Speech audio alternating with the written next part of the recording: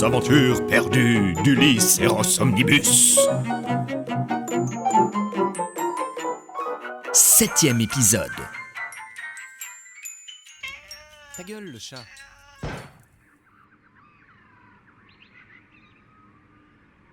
Venez découvrir les aventures perdues d'Ulysse et Rossomnibus. Une expédition sonore des Matacumbers, sans bouger de chez soi. Pourquoi ne pas faire une pause dans nos explorations en choisissant d'ouvrir le carnet de recettes d'Ulysse?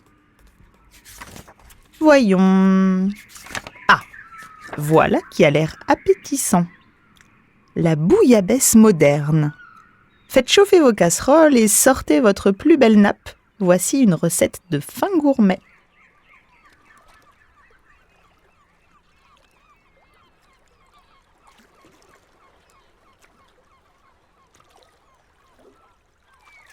Même si je le voulais, je ne pourrais pas vous décrire avec assez de justesse toute la variété des plats auxquels j'ai goûté au cours de mes voyages. Si, par extraordinaire, ce n'était pas le temps qui me manquait, ce serait alors le vocabulaire. Comment rendre compte de la richesse caressante et lascive d'un sherpa en sauce fondant dans votre bouche? Qui pourra, sans la trahir, exprimer la complexité hypnotisante d'un carpaccio de semelles juste cuites dans leur macérat de chaussettes? Même si je pouvais vous citer 10 000 plats, j'en trahirais au moins autant en ne les mentionnant pas. Toutefois, au sein de cette multitude que se doit de connaître l'explorateur moderne, il en est un particulièrement cher à mon cœur. Non pas pour sa sophistication, il en est des bien plus complexes qui permettront mieux au snobinard de briller en société. Ce n'est pas non plus pour son histoire. Il est relativement récent et sa renommée est loin d'égaler l'aura mythique du célèbre missionnaire farci au cannibale, lui-même farci aux herbes, inventé par Marie-Antoine Carême.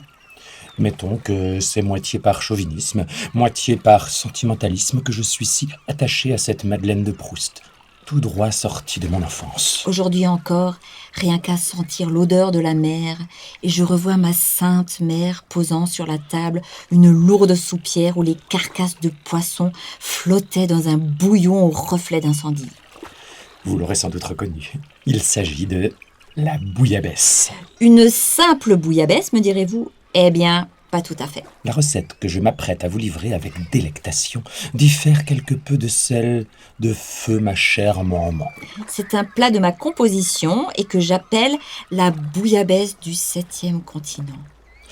Une bouillabaisse du continent, c'est sans doute intérimaire comme c'est chic, vous direz-vous sûrement. Vous auriez tort. Une fois de plus, les apparences sont trompeuses.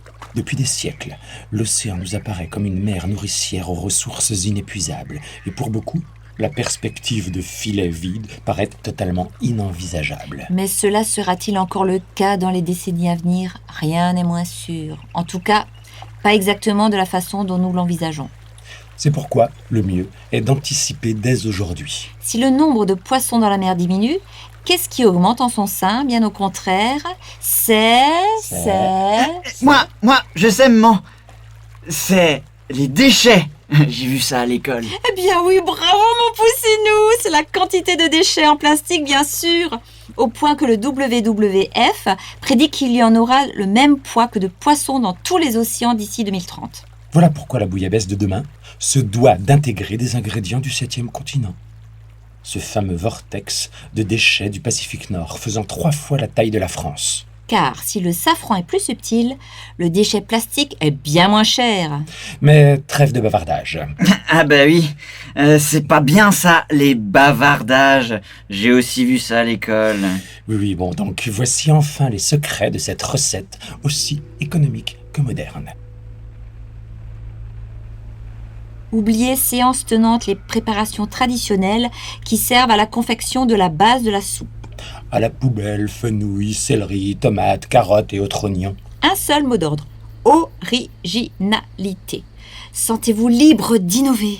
Et pour commencer, remplacez ces légumes démodés par du varech ramassé sur la plage, ainsi que quelques filets de pêche abandonnés et finement émincés. Pourquoi pas une julienne de paille jetable ou une tombée de sachets plastiques? Voire même des étoiles de mer, ou certains coraux dévitalisés, bien moins coriaces qu'ils n'y paraissent. Détaillez tout cela en petits dés et réservez.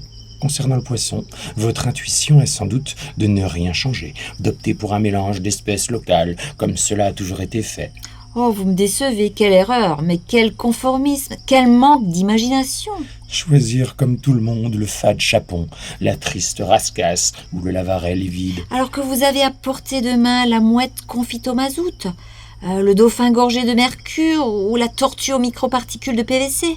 Par ailleurs, si vous en avez l'occasion, et les moyens bien sûr, n'hésitez pas à vous procurer du fibrome de sardine. C'est coûteux, mais cela en vaut la peine. Quel que soit votre choix de poisson, ouvrez-les et lavez-les avant de faire revenir aux hydrocarbures aromatiques polycycliques. Ajoutez votre mélange de base, couvrez d'eau, ajoutez vos épices polychlorobiphényle et laissez mijoter 2 ou 3 jours.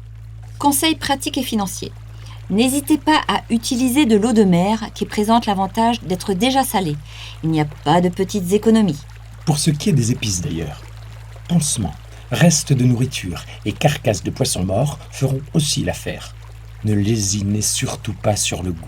Une fois votre soupe bien cuite, retirez ce que vous pourrez du poisson et mixez-le. Passez au chinois, ou à qui vous voulez d'ailleurs, ça ne changera pas grand-chose. Remettez les morceaux de poisson, ajoutez quelques cotons-tiges, voire quelques débris de masque FFP2, Encore. uniquement si c'est la saison. Rectifiez l'assaisonnement au doigt mouillé et remettez à cuire une petite demi-heure.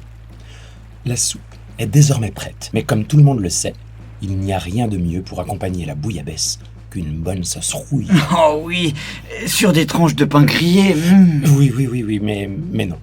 Voici donc également la version revisitée de la trop traditionnelle sauce. Remplacez le jaune d'œuf et les gousses d'ail par le contenu d'un abcès purulent de tortue mazoutée. C'est tout aussi gras, mais bien plus goûtu. Pour ce qui est de l'huile d'olive, utilisez plutôt de l'huile moteur déversée par un bateau de croisière ou extraite à froid d'une flaque de marée noire pétrolière, aussi disponible sous format de galettes séchées sur le sable. Avec un peu de veine, il y en aura une près de chez vous, avec cet avantage que les conséquences en sont durables. C'est à la mode. Montez alors votre sauce dans un pilon comme vous le feriez pour une rouille classique. Une fois celle-ci bien prise, ajoutez de la rouille grattée sur la coque d'une épave récente et qui remplacera sans rougir la traditionnelle triplette paprika, safran, piment d'Espelette. Pour ceux qui la préfèrent plus liquide, vous pourrez la détendre avec une cuillère à soupe d'eau de la mer Méditerranée. Sa teneur en crème et huile solaire en fait l'allié idéal d'une sauce bien montée. Tartinez enfin la préparation sur semelle de thon grillé, auquel vous aurez préalablement pris soin d'ôter les lanières, bien évidemment. Voilà, c'est fini. Votre bouillabaisse du 7e continent est enfin prête. Il ne vous reste plus qu'à disposer le tout dans des contenants de votre choix et à déguster. Pour ma part, je sers toujours cette recette dans les carapaces de tortue retournées par des touristes taquins. Mais chacun est libre de faire comme il veut, bien sûr. J'en connais qui préfèrent les culs de bouteilles colorées taillés à bonne hauteur. Et pour le pinard, vous avez pensé au pinard? Je vous parle pas de vinasse, hein, du bon pinard. Bien entendu. Concernant le vin, et pour une expérience plus immersive, je vous recommande de mettre au frais un bon bidon d'antigel espagnol, éventuellement coupé à l'acide de batterie pour en raviver le côté minéral. Les yeux bandés, je vous mets au défi de faire la différence avec un chablis premier cru.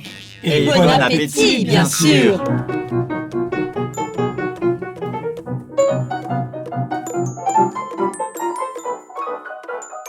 Voyons ce que nous réserve aujourd'hui le courrier des lecteurs. Aujourd'hui, nous ne lirons pas le courrier d'un auditeur en particulier, mais nous tenterons de répondre à la question qui m'a été le plus posée. Quel est l'animal le plus dangereux que j'ai rencontré au cours de ma longue vie d'explorateur? Bien, j'aurais pu vous parler des alligators ailés du Nicaragua ou des requins visseuses de la mer d'Oman. Mais il existe plus terrible encore, et n'ayant pu me résoudre à en citer qu'un, je vous livre mon top 3. Le deuxième va vous étonner. À la 3e place se trouve évidemment l'escalator sauvage, qui est prêt à vous engloutir des pieds à la tête à la moindre inattention. Mon conseil, prenez garde au lacet des faits. En 2e position se trouve une bête moins brutale, mais plus sournoise. Il s'agit du politicien local, qui est un lointain cousin du requin, à ceci près qu'il évolue sur la terre ferme et vit, hélas, plus longtemps. J'en ai fréquenté quelques-uns, c'est à glacer le sang. Enfin, Sur la première place de ce terrible podium, on trouve Kiki, le caniche de ma grand-mère. Aussi laid qu'il est mauvais, il m'aurait sans doute déjà dévoré, si ce n'était la force herculéenne de mon aïeul qui le retient. Rien que d'en parler, j'en frissonne d'épouvante. Bon, je préfère m'arrêter là. Au revoir. C'est tout pour aujourd'hui. On se retrouve bientôt pour de nouvelles aventures d'Ulysse et Rossomnibus. D'ici là, essayez de ne pas vous perdre, sauf si c'est ce que vous voulez. Un podcast.